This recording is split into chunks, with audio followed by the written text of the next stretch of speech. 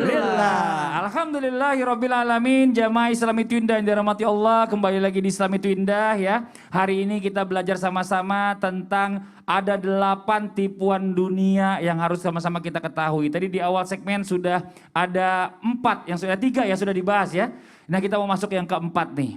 Langsung aja kita lanjut lagi sama guru kita Pak Kiai Haji Agus Dermawan. Tadi sempat kepotong. Justru tipuan yang keempat dunia ini banyak orang yang mengejar-ngejar gitu loh. Loh kok tipuan ini dikejar-kejar? Maksudnya apa? Dan bahkan sampai orang lupa bawa mukanya ke kantor.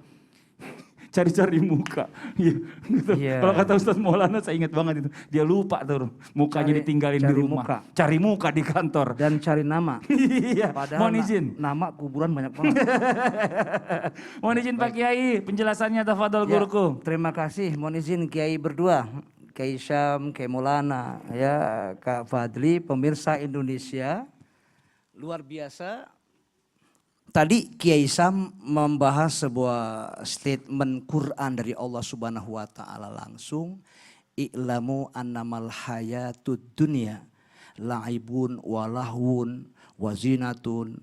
Kemudian ada lagi ya wa tafakhurun. Tafakhur artinya bermegah-megah. Kaget saya. Berbangga-bangga diri. Tapi tidak hanya sendiri, bainakum di antara kamu berlomba. Kan Allah berfirman tuh bismillahirrahmanirrahim wa'budullaha wa la tusyriku bihi syai'a wa bil walidaini ihsana wa bizil qurba wal yatama wal masakin wal jari zil qurba wal jari junub wa sahibi bil jambi wa ibnis sabil wa ma malakat aymanukum innallaha la yuhibbu man kana mukhtalan fahura. Kita tuh maaf lupa sama fakir miskin, andai kata lupa sama Allah, lupa sama orang tua, lupa sama karib kerabat dekat, teman sejawat, lupa dengan maaf mbak-mbak yang bantuin kita di rumah itu. Wa ma malakat aymanukum innallaha la yuhibbu man kana mukhtalan fahura. Allah enggak senang tuh sama orang yang sombong. Dan orang yang berbangga-bangga diri, berbangga-bangga, dia berlomba. Bahkan dengan jabatannya, mohon izin pemirsa ayahandaku tersayang. Kita bangga dengan jabatan sendiri, bahkan Abdurrahman ya bin Samurah. Abdurrahman bin Samurah pernah dinasehatin tuh sama Nabi, kamu jangan meminta-minta jabatan kepada bos-bosmu. Nanti kalau kamu diberikan jabatan, tanggung jawab loh di hari kiamat nanti an umrihi fima afna. Wa an syababihi fima ablah wa amalihi min ainak tasabahu wa fima anfaqahu. Merinding saya. Wa an ilmihi kiai mada amilabihi. Ilmu ditanya, harta dari mana kau dapat dan kemana kau belanjakan masih mudamu. Ayo, kenapa kau hancurkan umurmu? Kenapa kau habiskan semua? Dipertanggungjawabkan di hadapan Allah Subhanahu wa taala. Padahal Umar bin Abdul Aziz, dia itu dikasih dibaiat saja menjadi seorang khalifah, nangis berucap kata inna lillahi wa inna ilaihi raji'un. Ini amanah. Kalau amanah saya nggak kerjain berarti dosa besar. Kalau saya dosa besar nggak mengerjakan amanah berarti tempatnya di neraka. Ya Rob, ya Rabbana ya Karim. Taubat nasuha. Khotbah Jumat pas di mimbar nangis lagi. Semalaman suntuk. Kak Fadli. Iya Pak Kiai. Semalaman sehat. Alhamdulillah. Semalaman suntuk nggak tidur tuh yang namanya Umar bin Abdul Aziz waktu itu seperti tidur di atas bara. Kayaknya semoga Allah memberkahi. Kita doa dulu yuk. Ya, boleh Pak Kiai. Dijauhkan. Bahkan innalillah wa inna ilaihi raji'un. Yang namanya Umar bin Abdul Aziz. Bismillahirrahmanirrahim. Bismillahirrahmanirrahim. Allahumma Rabbi qad ataitani minal mulki wa 'allamtani min ta'wilil ahadits Fatiros samawati wal ardi السماوات والأرض أنت ولي أنت ولي في الدنيا والآخرة في الدنيا والآخرة توفني توفني مسلما مسلما والحقني والحقني بالصالحين بالصالحين غير خزايا wala maftunin. ولا مفتونين. Amin, Ya, amin ya nanti rabbal kelanjutannya alamin. ya. Demikian. Masya Allah. Terima kasih banyak Pak Kiai ya. Buat jamaah Islam itu indah yang dirahmati Allah yang ada di rumah, sama-sama kita lihat terlebih dahulu. Ada sebuah tayangan nih ya. Tentang gara-gara takabur gagal mujur. Nauzubillah min zalik. Ini dia nih tayangannya. Lu tahu nggak? Gua beli motor ini cuma 2 kali gaji, bro. Kontan, tanpa nyicil. Ya, nggak kayak apaan? Kayak belum beres, ngomongnya belum beres udah ketawa. Nggak kayak motor lu. Emang motornya kenapa, Bos? Motor lu udah nyicil, udah jelek, sekalinya dipakai, terus Kita bicara masalah tentang tipuan dunia yang kelima. Nah justru ini yang paling kita takutin sama-sama. Karena tanpa sadar ini kita semua ini melakukan nih kayaknya nih. Takutnya ya. Siap. Takutnya kita melakukan karena nih kalau kita sampai salah sedikit nih masuk ke jebakan itu nih. Mungkin Ustaz Syam langsung dijelaskan aja. Tafadhol Ustaz Syam. Baik, tabi kembali guruku Ustaz Maulana, Pak Kiai, Mas Fadli serta guru-guru kami yang dimuliakan Allah Subhanahu wa taala. I'lamu annama al-hayatud dunya la'ibun wa lahu wa zinatun wa tafakhurun bainakum. 4 udah lewat.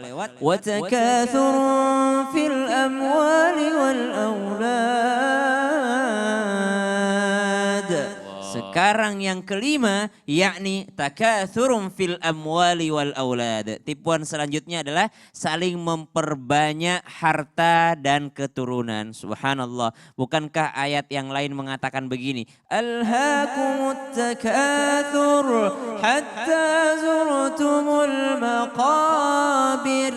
Kata Allah Subhanahu wa taala, bermegah-megahan melalaikan kamu, mencari harta, memperbanyak harta melalaikan kalian semua. Kapan dia baru tersadar? Hatta zurtumul maqabir, sampai masuk ke dalam kuburnya lalu mereka mengatakan, Rabbi qad ataitani, ya Allah, andai saja abasarna wa sami'na farji'na na'mal salihah. Ya Allah, sekarang kami melihat harta kami ya Allah di dalam kuburan kami ini. Kami ingin hidup sesaat saja. Untuk apa? Laula akhartani ila ajalin qarib fa asaddaqa wa akum minas salihin. Maka kami akan bersedekah dengan harta kami. Jadi harta itu tidak semuanya menyesatkan, tapi harta itu yang menyesatkan karena ditanyakan dari mana ke mana, dari mana engkau mendapatkannya, apakah jalannya halal dan apakah benar engkau menyalurkannya dengan orang-orang yang membutuhkannya. Tapi ternyata bukan hanya harta yang melalaikan ya, ternyata yang melalaikan juga adalah keturunan. Subhanallah, memperbanyak keturunan itu juga akan melalaikan. Padahal Nabi SAW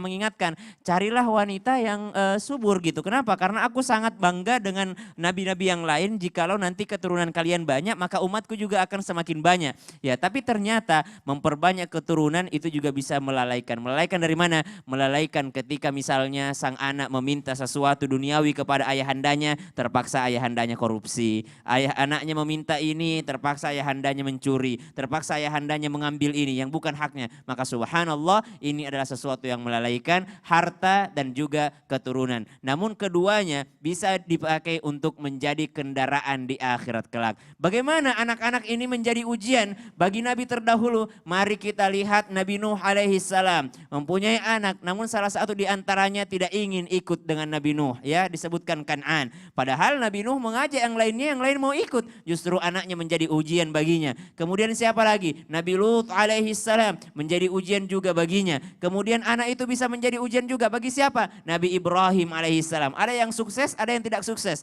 Nabi Ibrahim bisa sukses? Bisa. Ketika diminta untuk menyembelih anaknya, ternyata Nabi Ibrahim alaihi salam dengan rela, ya Allah, engkau jauh lebih kucintai daripada anakku Ismail. Maka disembelihlah anaknya, namun digantikan oleh Allah Subhanahu wa taala. Namun mungkin kalau kita mungkin agak menyerah dengan perintah yang seperti ini. Maka harta dan ujian juga adalah tipuan dunia. Anak-anak dan harta harta kita adalah tipuan dunia. Makanya ada Nabi SAW mendoakan orang lain. Redaksi doanya seperti ini. Ketika Nabi mendoakan orang lain, Allahumma akthir malahu. Karena dipakai kata ganti. Hu itu adalah kata ganti dia gitu ya. Allahumma akthir malahu wa waladahu wa atil hayatahu wa ghfir lahu. Mari kita ganti kata gantinya dari dia menjadi kami ya. Amin. Allahumma akthir malana. Allahumma akshir malana Wa waladana. wa waladana Wa atil hayatana. wa atil hayatana Wa ghfir lana. wa ghfir lana. Jadi kalau aslinya Amin. ya Allah banyakkan harta dia dan anak-anaknya, panjangkan umurnya dan ampunkan dia. Tapi kita ganti ya Allah perbanyak hartaku, Masya Allah. ya Allah panjangkan umurku, Amin. perbanyak Amin. anak-anakku dan ampuni dosa. Amin. Amin ya Rabbal Jadi yang kelima tadi ya, berhubungan Betul. dengan kenikmatan tapi tanggung jawabnya berat. Betul. Kalau kata Ustadz Maulana ditanya nanti di akhirat, dari mana ke mana? Kalau gitu sebelum kita masuk yang keenam, kita masuk ke segmen Tanya Dong Ustadz. Kami semua tanya dong Ustaz. Oke, langsung aja kita bacakan pertanyaan yang ada di Instagram Islam Itu Indah. Yang pertama dari Instagram Hamba Allah. Assalamualaikum Ustadz. Apa mertua bisa jadi salah satu faktor tipuan dunia? Kayaknya kita belum bahas nih ya. Mertua tipuan dunia. Iya. Atau menjadi ujian hidup di dunia. Astagfirullahaladzim. Soalnya mertua saya nyuruh suami saya untuk menceraikan saya Ustadz. Saya tuh nggak habis pikir. Padahal mertua saya itu rajin sholat, rajin ngaji. Tapi kok bisa ya menyuruh begitu ya? Pas saya tanya alasannya, dia nggak bisa jelasin Ustadz. Gimana membuka mata hati mertua saya ini Ustadz nih? Yang jawab Ustadz Maulana. Ini takutnya kalau dijadiin mertua, mertua galak juga ini. Enak aja. Bismillahirrahmanirrahim. Kalau berbicara tentang membuka mata hati mertua, kembali dulu. Mertua itu siapa? Mertua itu kan orang tua kita juga. Jadi perlakukanlah mertua kita sama dengan orang tua kita.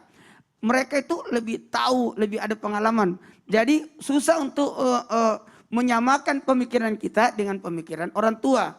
Jadi harusnya kita bersyukur kalau ada mertua yang sangat perhatian. Ketika orang mertua itu ikut campur dalam urusan kita, berarti ada masalah dengan diri kita. Mungkin ada kekurangan, ada yang harus diperbaiki, dan ada banyak pembelajaran yang belum kita tahu, sehingga mertua turun tangan. Sekiranya kita memperlihatkan sesuatu yang menyenangkan, yang ibaratnya mandiri, mertua tidak ikut campur. Nah, jadi cuma memang ada batasannya mertua ikut campur dalam hal rumah tangganya, rahasia, profesi dan sebagainya. Maka solusinya membuka mata hatinya dengan berbakti kepadanya. Masya Allah, apalagi Bakti. mertua ini kan ada batas umurnya juga. Mertua itu kan Ada pasti lebih tua batasnya. dari kita itu. Iya. Masya Allah. Yang lebih duluan makan garam, Mertua, yang lebih duluan makan asam.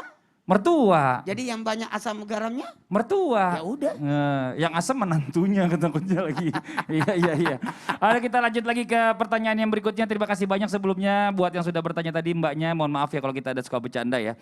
Kita masuk lagi ke pertanyaan yang berikutnya adalah dari Instagram Hamba Allah. Assalamualaikum Ustadz. Mohon nama saya jangan disebut. Nah, udah gak disebut alhamdulillah. Ustadz gimana ya cara membuat suami saya sadar dari tipuan dunia ini? Sampai saat ini suami saya tuh suka ke gunung sama teman-temannya. Dia bilang dia mengambil uang dari bank gaib. Wah ada bank baru ya. Dan benar kalau dia pulang bawa uang banyak. Dan apakah kalau saya makan uang itu saya berdosa? Dan baiknya bagaimana Ustadz? Atau saya dan anak-anak dibawa ke rumah orang tua dulu sampai dia sadar Ustadz. Wah ini Ustadz Syam. Emang ada bank gaib ya Gak sekarang? tahu nih syariah enggak nih? Tapi bawa pulang duit banyak loh. Ini Ya, gimana nih Ustadz Syam? subhanallah. Nah ini yang kita harus menyadarkannya itu bukan dari kita. Karena yang namanya pemimpin itu kan gak mau disuruh, gak mau diperintah. Jadi ibu yang bertanya tanpa bermaksud menggurui atau mengajari, seorang pimpinan itu gak mau diperintah, gak mungkin bisa disuruh. Tapi diberi saran bisa. Maka subhanallah berikan saran dengan cara ibunda cari orang-orang yang disegani olehnya. atau pemuka-pemuka agama yang memang digemari olehnya. Jadi cari kesukaannya siapa gitu, di dekat rumah mungkin, atau mungkin ada favoritnya di YouTube, mungkin diputarkan ceramahnya tentang bahaya kesyirikan. Karena ini bahaya kalau sudah menyangkut gaib, lalu misalnya sudah menyangkut dengan harta, apalagi akan masuk ke perutnya anak-anak, bahaya. Nanti bisa menjadikan doa kita susah untuk diijabah oleh Allah Subhanahu wa taala. Karena ada seorang sahabat melihat orang yang menangis di tengah padang pasir ya, di gurun pasir berdoa, namun ternyata Nabi mengatakan bagaimana mungkin doanya bisa diterima kalau ada yang haram masuk ke dalam tubuhnya. Nah, ini kan dikhawatirkan sesuatu yang haram, maka sebelum masuk ke dalam perut minta kejelasan atau ancam saja seperti ini misalnya dengan cara yang baik. Saya tidak akan makan sebelum engkau menjelaskan dari mana uang ini. Dari mana uang ini kau dapatkan, dengan jalan yang halalkah atau tidak halal. Wallahu ta'ala alam. Kita lanjut, katanya nih yang tipuan berikutnya yang keenam ini justru berasal dari orang terdekat kita. Partner kita yang selalu mendampingi kita. Pertanyaannya, apa sih tipuannya nih biasanya yang seperti ini Ustadz Syam? Ya kan orang-orang terdekat itu seperti Nabi Yusuf alaihissalam, siapa yang membuangnya ke sumur itu saudaranya gitu ya. Nabi SAW yang ngebegal Nabi SAW itu ya ada pamannya juga di sana.